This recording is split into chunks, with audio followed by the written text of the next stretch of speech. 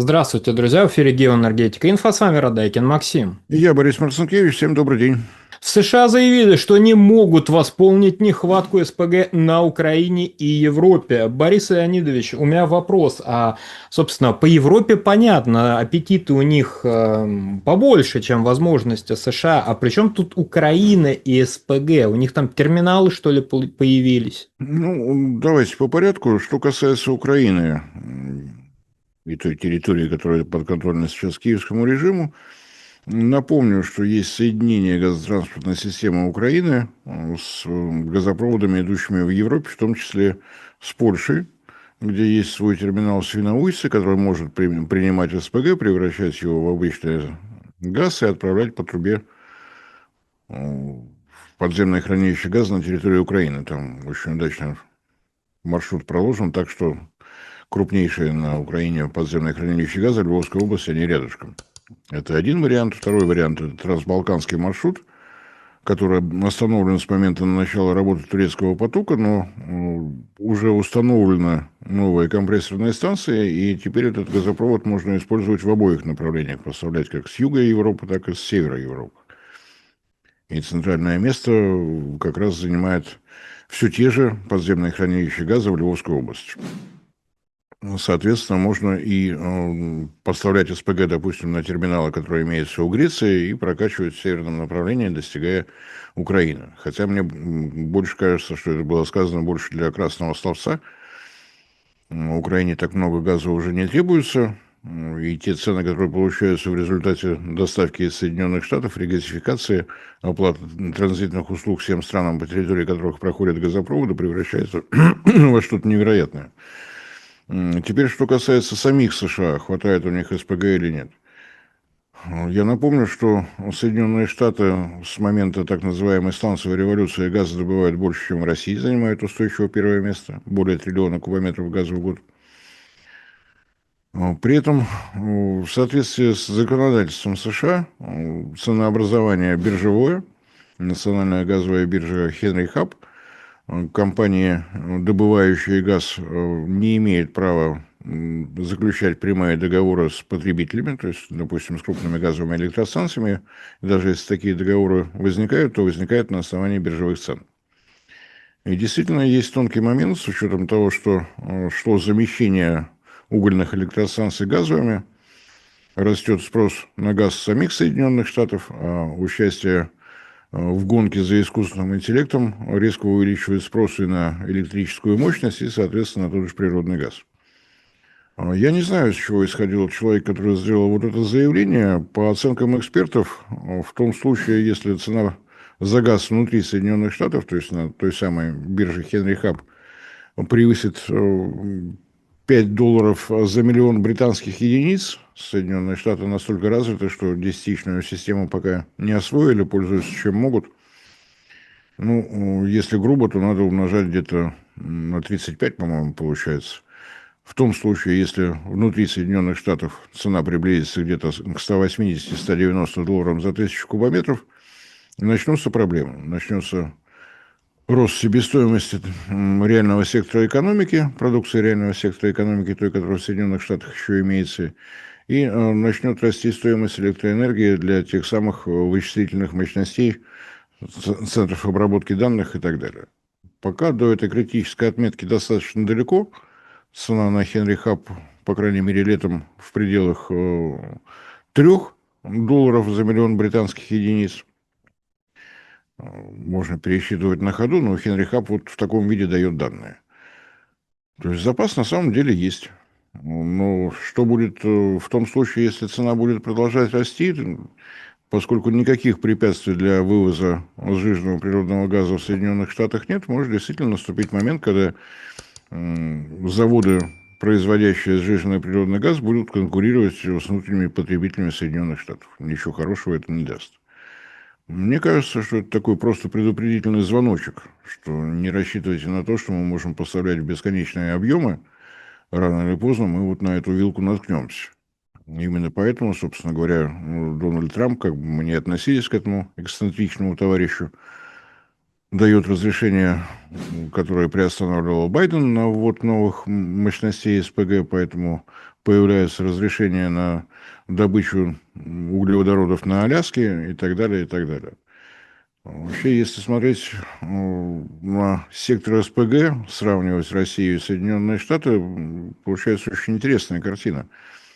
Россия так или иначе уже научилась строить крупнотоннажные заводы СПГ, но вот так это показывает, и уже не только американские технологии, но использовались и европейские, что касается проекта на Сахалине.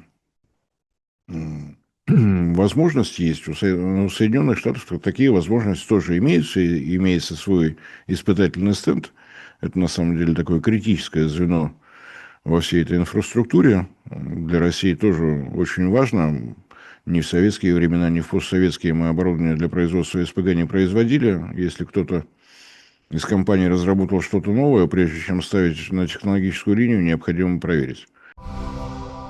Раскрыта страшная тайна. Тюменская техника Кейс-Гуру производится в Китае, где сосредоточены передовые производства около 90% мировой электроники. Почему тогда мы читаем на коробках техники Кейс-Гуру «Создано в Тюмени»? Потому что в Тюмени мозги, идеи и тесты устройств. Именно в Тюмени инженеры продумывают сочетание характеристик для устройств Кейс-Гуру, экспериментируют с материалами для пылесосов и наушников. Глава компании Кейс-Гуру Вадим Боков лично контролирует каждый этап разработки. Тюмень – это про инженерию, гарантию и ответственность. Китай – это производство и масштабирование. Яркий пример подхода – линейка наушников Кейс-Гуру CG Pods. Они опережают дорогие аналоги по функциям, но дешевле в 5 раз. Каждая модель претендует на мировой рекорд по характеристикам. Тюменская новинка – наушники Клипсы и Кейс-Гуру Клип с анатомически удобным креплением. Рекорд безопасности для слуха. У наушников Кейс Guru Clip есть и шумоподавление в микрофоне. Алгоритмы выделяют голос среди внешнего шума.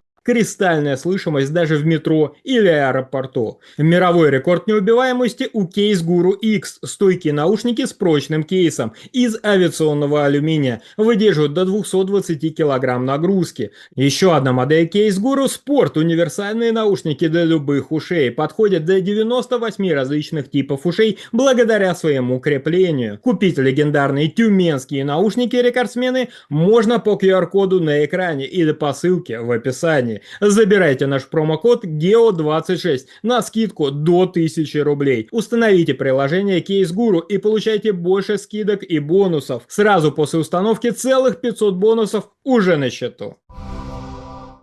Вот таких криогенных испытательных стендов на планете 2. Один в Соединенных Штатах, один в России. В России загружено процентов на 40.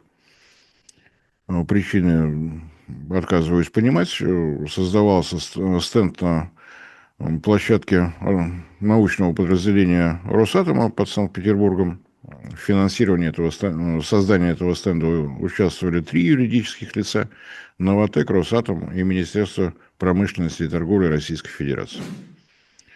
Если посмотреть на открытые данные, то испытания проводят для того, что производят машиностроительное подразделение Росатома. Иные компании не идут, сложно сказать, с чем это связано, но я думаю, что было бы желание, совсем можно справиться.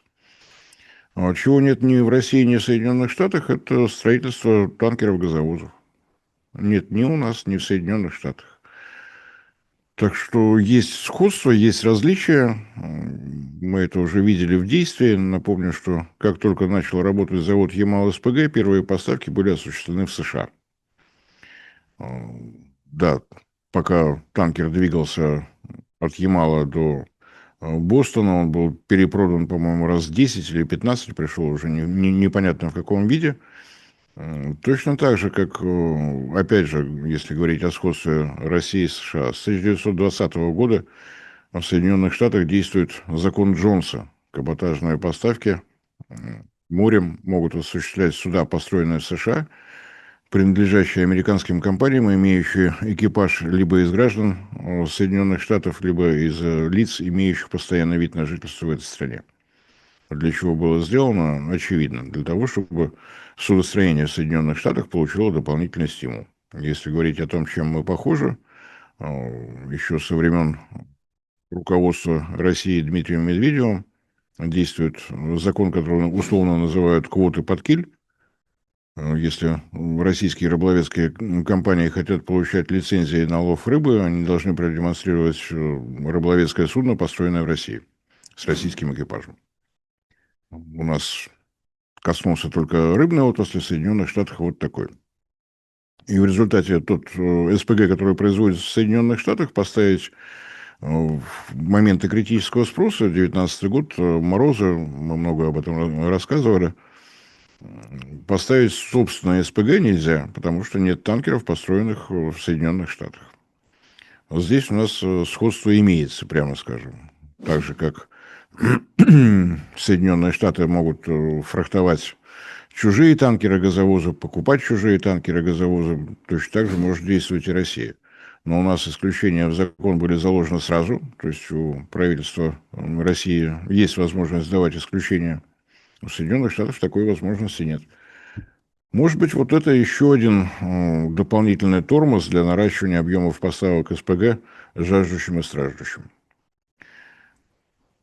Остается просто понаблюдать, как будут развиваться события дальше, насколько бурно будет развиваться сектор искусственного интеллекта.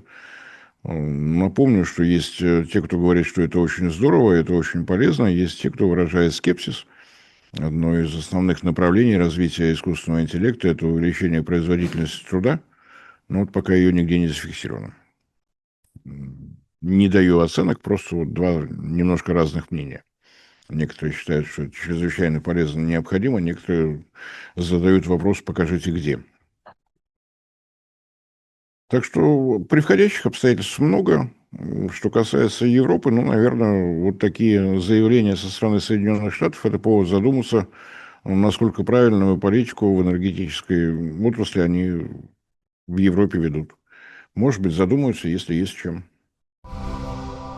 Борис Леонидович, а почему Европа обязана таки уповать только на Соединенные Штаты? Других поставщиков, что ли, нет? Другие поставщики есть, но из-за известных событий вокруг Ормузского пролива поставки с Ближнего Востока, Катар Энерджи поставлял порядка 15% на европейский рынок, то есть порядка 15% импорта СПГ Европейским Союзом приходилось на закупки из Катара. Вот этих 15% сейчас нет. Но приходят на выручку знакомые в Европе страны. СПГ пошел из Тринидада и Тобаго. Не исключено, что пойдет из Алжира, может быть, еще какие-то африканские страны помогут. Не просто так, ведь Европа считается наиболее развитой частью планеты, а вот эти страны, ну, они не развитые, поэтому будут выручать. А может быть, еще какие-то варианты. Ну, основная тревога, конечно, то, что происходит с Qatar Energy. Ормуз по-прежнему закрыт, поставки прекращены, и чем закончатся все события, которые вокруг агрессии Соединенных Штатов в отношении Исламской Республики Иран, чем они закончатся, когда они закончатся, сказать сложно.